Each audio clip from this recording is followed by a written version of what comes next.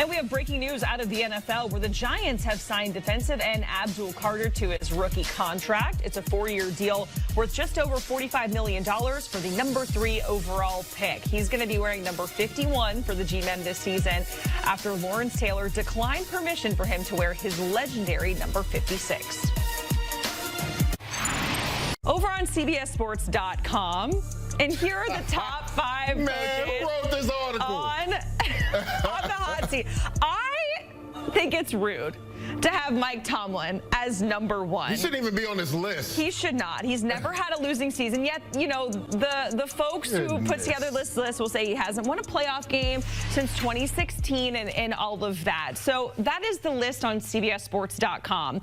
We're going to go through Liger's list. But before we get into it, Mike Tomlin, number 1 on there. Come on. So disrespectful. You know how many teams would be vying for Mike Tomlin's services to go to the playoffs every single year? Yes, it's a struggle for him as far as winning playoff games going back to the last decade.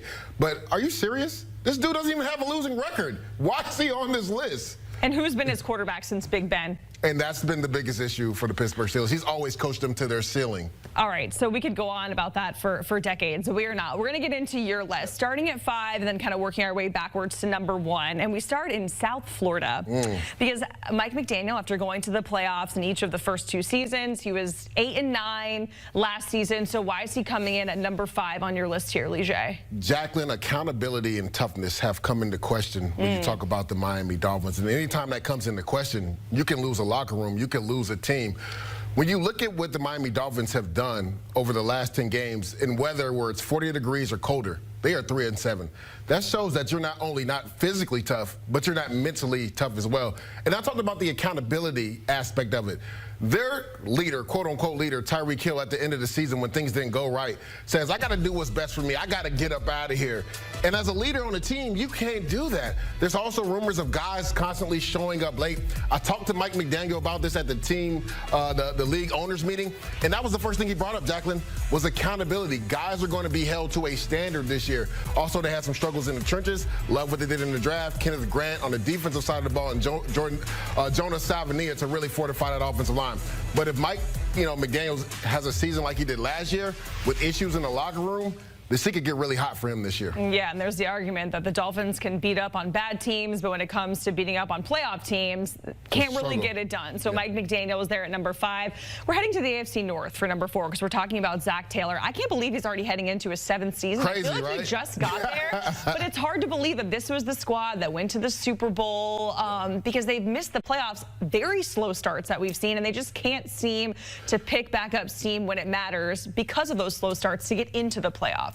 And Jacqueline, usually coaches don't survive 3 consecutive years of not making the playoffs, especially with Marvin a team. Lewis survived a lot. He was like the only coach. He was an enigma in the NFL. Usually when you miss the playoffs 3 consecutive years, you struggle and you don't hold on to your job. And you see it right here, Jacqueline. You talked about it, the slow starts in weeks 1 through 13, and then you saw it weeks 14 through 18. They go 5-0. They have to do a better job of starting the season a lot faster.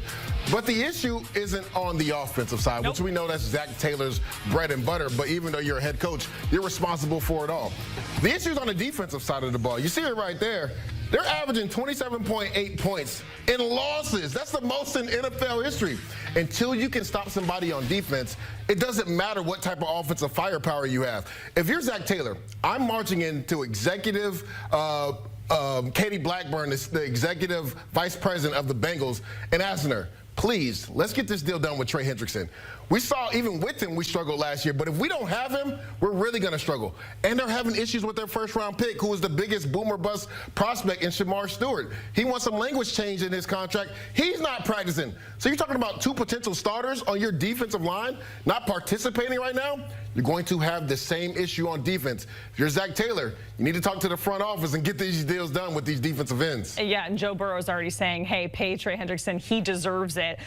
Keeping it in the AFC North here at number 3. Just 1 season removed from being Coach of the Year. We're talking about Kevin Stefanski, number 3 on your list. How is that? What a quick turnaround. It's crazy, right? They went 3-14 last year, and for most teams that struggle, they have an issue at the quarterback position. And until you fix that, it doesn't matter what you do. Now, again, this is a guy that won Coach of the Year 2 times in a row, but there's been a lot of dysfunction and messiness with the Cleveland Browns. And if they were to have another season like they did last year, I don't believe Kevin Stefanski survives, even though you talked about it, 2-time Coach of the Year. And you see it, most losses in the season in Browns history.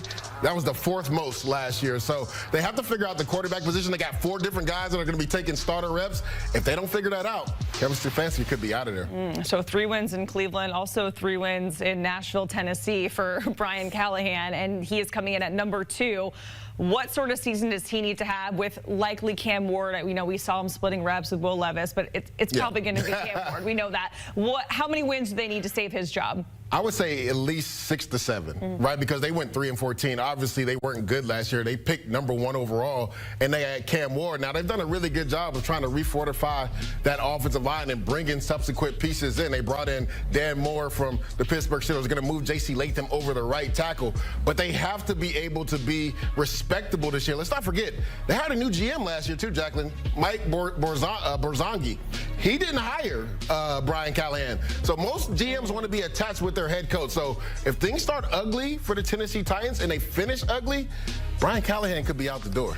All right, and finally we have arrived to number 1 on the list. Not really a secret because the brass kind of told us that this guy was on the hot seat, and Brian Dable. The owner said it. Literally going from a 9-win season to 6 to 3. It's just kind of been on a downward slope. The owner, John Mara, comes out at the end of the season and says, I'm going to have to be in a far better mood than I am right now this time next year. That lets you know that's an ultimatum. You have to get it done. And just like the Cleveland Browns, the Giants have had issues at the quarterback position as well. They paid Daniel Jones. That ended up not working out. They have multiple quarterbacks on the roster right now, Jameis Winston, Russell Wilson. They drafted Jackson Dart, and the plan is for him not to play right away. But most people believe when you draft a quarterback in the first round, maybe that buys you a year. Well, history's shown that's not all necessarily true. Just look at the Chicago Bears. Matt Eberflus, right? They drafted Caleb Williams. He ends up getting fired midway through the season. John Fox, Mitchell Trubisky, he ends up getting fired at the end of the year. So they've really struggled on offense. You see the rankings right there when it comes to points per games the last 2 seasons. 31st. There's only 32 teams in the NFL. So Brian Dable, it's going to be tough because when you look at their first 12 games, 8 of those teams that went to the playoffs last year. So it's a tough sled for the New York Giants, but they have to get it done because the owner's already come out and said it. Right, and a lot of questions about that QB room. We know that the pregame speeches are going to be absolutely fire between Jameis and Russ and the high knees, but don't think that's going to save Brian Dable's job. Lige, we certainly appreciate it going through Lige's top 5 coaches that are on the hot seat. Notice Mike Tomlin is nowhere to be found on this list. Brian Dable. I respect the game. Yeah. Coming in at number 1, Brian Callahan, Stefanski, Zach Taylor, and Mike McDaniel rounding out the top 5. Now you can see the CBS Sports version of this over on CBSSports.com.